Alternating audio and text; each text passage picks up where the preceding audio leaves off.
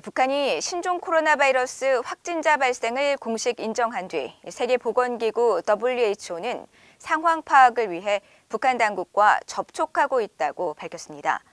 또 세계 최대 인권단체 중 하나인 국제 앰네스티는 북한 정부가 즉각 국제사회와 협력해 백신을 확보하고 주민들에게 투명하게 배분할 것을 촉구했습니다. 김영건 기자의 보도입니다. 세계보건기구 WHO의 에드윈 살바도르 평양사무소장은 12일 VOA에 북한이 신종 코로나 바이러스 확진자 발생을 처음으로 인정한 데 대한 상황을 파악하고 있다고 밝혔습니다.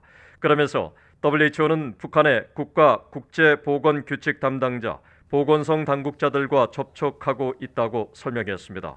또 향후 대응 방안으론 국제 백신 공급 프로젝트 코백스 퍼실리티를 통해 계속 북한에 신종 코로나 백신 관련 정보를 제공하는 등 북한 당국과의 협력에 전념하고 있다고 답했습니다.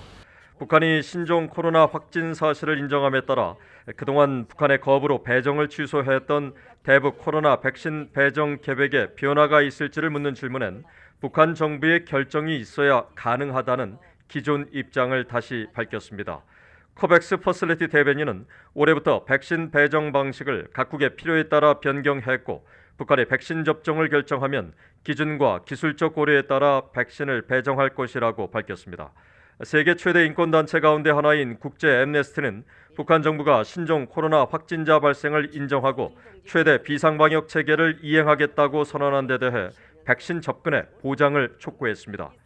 국제 앰네스티는 10일 성명을 통해 북한이 공식적으로 코로나 발병 소식을 확인한 상황에서 백신 수용 거부 노선을 지속하는 건 수많은 생명을 앗아갈 수 있고 주민들의 건강권 유지에 대한 비양심적 유기 행위가 될 수 있다고 경고했습니다.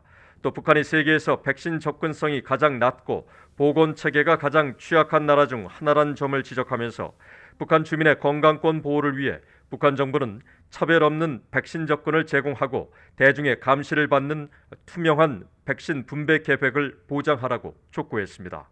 이런 가운데 로버트 킹 전 국무부 북한인권 특사는 북한 정권이 코로나 발병을 처음으로 확인한 건 기존의 입장을 바꿔 백신 수용을 모색하려는 의도일 수 있다고 말했습니다. I think this may reflect an intent to change, that they will probably seek vaccines now that they have a case that they have been willing to admit. I think this may be an indication they're going to seek help to get vaccinations for people in North Korea.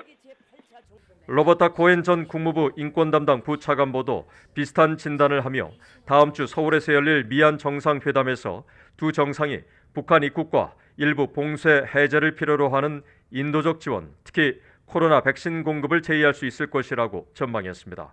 또 북한 지도부가 앞서 중국산 등 특정 백신을 거부한 사례를 지적하며 파이저와 모더나 같은 국제적으로 신뢰도가 높은 미국산 백신을 얻기 위한 움직임일 수도 있다고 지적했습니다. BA 뉴스 김영권입니다.